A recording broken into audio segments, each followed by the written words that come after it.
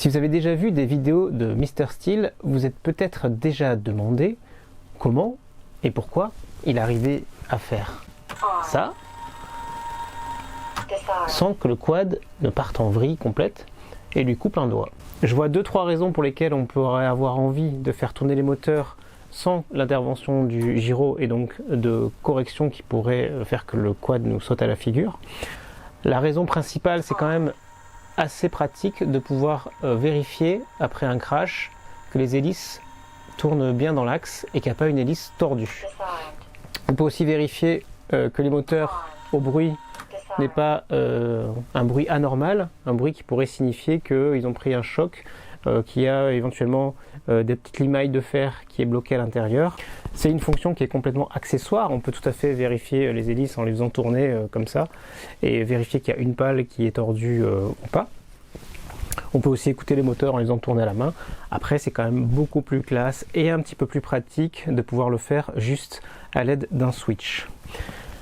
Avant de vous expliquer comment on peut faire ça, je vais vous donner 2-3 mesures de précaution à prendre, parce que même si on fait tourner les moteurs sans l'intervention du gyroscope, il est possible que en faisant bouger la manette des gaz, on active le gyroscope et c'est à ce moment-là que ça devient très dangereux. Donc la première chose à faire, c'est d'éviter que le quad soit armé par quelqu'un d'autre, donc c'est toujours vous qui devez le faire, et bien vérifier que vous n'ayez rien qui va pousser la manette des gaz et risquer de faire partir le quad et d'activer le gyroscope. Et on passe tout de suite sur l'ordi. On va donc se connecter à Betaflight et aller dans l'onglet CLI.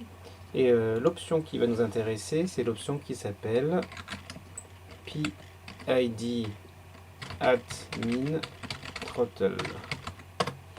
Donc on voit que par défaut, la valeur par défaut c'est ON, ça veut dire que le contrôleur PID va être activé lorsqu'on est à min throttle.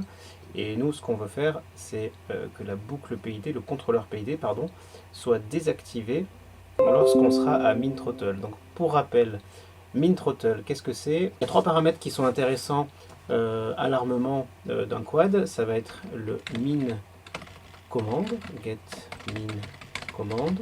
Donc ça, c'est la valeur qui va déterminer, qui va être envoyée à l'ESC pour déterminer que le moteur est à l'arrêt. Ensuite, lorsque l'on arme et qu'on n'a pas mis l'option motor stop, donc elle va envoyer la commande min throttle qui va en fait faire tourner les moteurs à une valeur minimale. Donc quand le contrôleur de vol envoie la valeur min throttle aux ESC, le moteur tourne, sauf que si je désactive le paramètre PID at min throttle, à ce moment-là, la boucle, le contrôleur PID ne va pas essayer de corriger le quad. Et donc c'est comme ça que je peux le tenir dans la main sans qu'il parte n'importe comment. La troisième valeur, juste pour mémoire, la troisième valeur qui est intéressante, c'est la valeur qu'on appelle min check. Min check, c'est la valeur à partir de laquelle je vais augmenter la vitesse de rotation des moteurs. Donc ça veut dire que si j'ai un min throttle par exemple à 1030 et un min check à 1050, il va falloir que j'aille juste de 1030 à 1050 pour pouvoir pour pouvoir augmenter la vitesse de rotation des moteurs. Tant que j'ai pas atteint un min check, mes moteurs vont rester à la vitesse de rotation de base. Et donc parfois, si c'est réglé très haut, par exemple à 1150 ou 1200, eh bien, les gens vont avoir l'impression qu'en bas des gaz, il ne se passe rien. Voilà pour les paramètres. Alors, quand vous allez dans l'onglet configuration, si vous avez le Air Mode activé en permanence, donc lorsque vous allez armer, vous serez automatiquement à la valeur min throttle. Si vous utilisez Air Mode sur un switch et que vous voulez pouvoir vérifier sans passer en Air Mode, à ce moment-là, il faut que vous ayez décoché l'option Motor Stop. Voilà. Si vous l'avez activé, en fait, cette option Motor Stop, les moteurs ne tourneront pas lorsque vous allez armer et que vous n'êtes pas en Air Mode. Voilà pour la configuration qui est relativement simple. Je vais maintenant vous montrer comment ça fonctionne en pratique. Voilà, maintenant qu'on a fait tous ces réglages sur Betaflight, on va regarder un petit peu comment ça fonctionne. Alors vous avez remarqué que j'ai enlevé mes hélices et la première fois que vous l'utilisez, je vous recommande aussi de le faire par mesure de sécurité. On va brancher la batterie. Telemetry recovered. Voilà, donc le principe. Quand je vais armer mon quad, donc les moteurs vont commencer à tourner.